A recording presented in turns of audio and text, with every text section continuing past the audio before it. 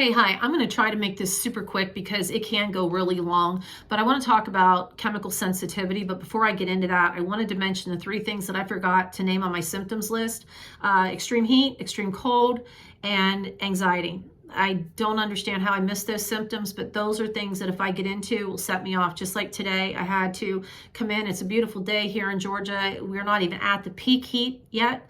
It's low humidity today, low 80s, and I was out just trying to get some sunshine, and I was out probably a little bit too long because I could feel the swelling starting in my face, which is the first sign that if I don't get out of the situation that I'm in, it's not going to get any better. And you can see that the swelling is starting to go down in my face. I've got it around my eyes, here, I can still see it filming. But I wanted to get into the chemical sensitivity aspect of this. It is something that chemical sensitivity, by its definition, to be diagnosed, is something where you've had to have a exposure over a long period of time to chemicals, or you got hit really hard with a major chemical, and that's what's caused you to have chemical sensitivity. It also comes in with MCAS, they have found, because your body, is full of mast cells. So anything you're breathing, anything that's vapor that's going into your eyes, your mouth, your nose, it's hitting your skin. Skin's your largest organ. Before I was diagnosed and first got into being diagnosed, I noticed that I could not use my makeups I was using. They were not the cheap ones either. I couldn't use them. I could not use my hair products, my shampoo, conditioners. I couldn't use my bath soaps. I had to get rid of everything that had a smell to it, that actually smelled good. Perfumes, out the door. I had to go with things that were cleaner. I had to go with Cetaphil, Vino, Cervé, or whatever it's called. I can't pronounce that. I've never been able to pronounce that word right, but those are the ones that I had to go with to use on my face and my body. If I'm feeling like I'm peaking with symptoms, like right now, I can feel the MCAS, like I am what I call symptomatic right now. I'm in what I call a mini flare, which means right now, if I did one thing wrong, I could send myself overboard. So this is where I have to tiptoe carefully around everything that I'm doing. That includes food, stress, heat, activity, anything. I just have to chill down when I get like this. So products that I used in my home to clean with, that was another issue that I had. I can't stand the smell of bleach. That will set me into anaphylaxis in a heartbeat.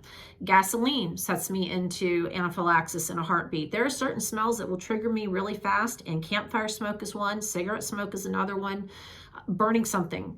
When my family has burned something that they've been making, like popcorn, that burnt popcorn smell, I've had to actually walk out of my house. It's been that bad. Until they can air it out, or I'll go into anaphylaxis and it'll be a visit to the ER.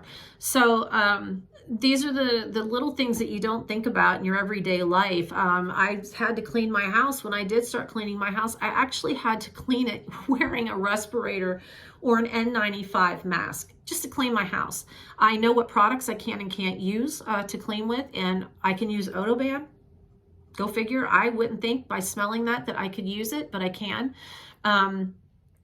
And then perfumes, I finally just been able to wear a perfume in the last 7-8 months, and it's Glossier.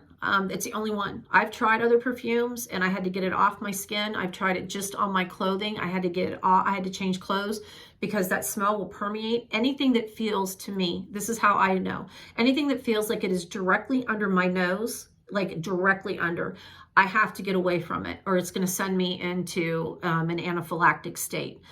I've gotten a little better with smells, like chlorine was another one. My son is a swimmer, and I couldn't watch him practice because the chlorine, I couldn't even walk in the door of the facility.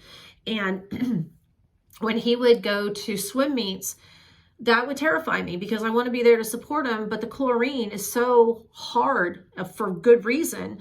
In these swim facilities, I would have to wear an N95, and I could only be in there long enough to watch him swim, and then I had to get back out and leave the area.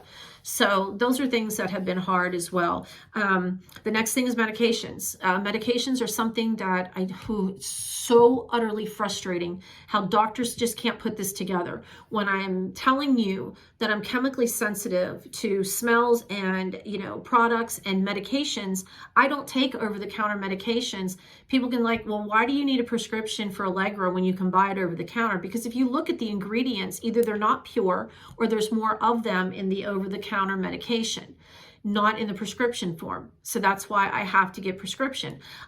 Usually the first thing I'll ask for is an IV form of a medication, simply because that is about the purest form you're going to get. It's just very difficult to navigate, and it's just utterly shouldn't be this difficult to have medical personnel understand why you can't take a pill. And this really comes down to you don't understand somebody's struggle until you've been in their shoes.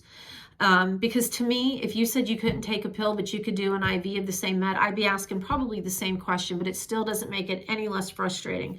So those are the things that have gotten to me chemically. And I know pharmaceuticals, drugs that I can use, and ones that I can't, that I stay away from. So I don't know if this helped anybody. If you have any questions, again, please feel free to just drop them in the comments. But please know that if you're reactive to smell and you're reactive to, body lotions, face lotions, tanning lotions, anything that you're using where you're not feeling good, you're feeling shaky, you're feeling like you're getting a really bad headache, you're feeling nauseated, or you're actually going into anaphylaxis, you're not alone. So I hope that this helped somebody and just gave you a little bit of an insight to the chemical reaction side of MCAS. And I will do another video here soon on ER experiences when I've gone into anaphylaxis from things, and the experiences that I've had there and the times I've literally left in tears. So I hope you have a great day, and I'll see you again.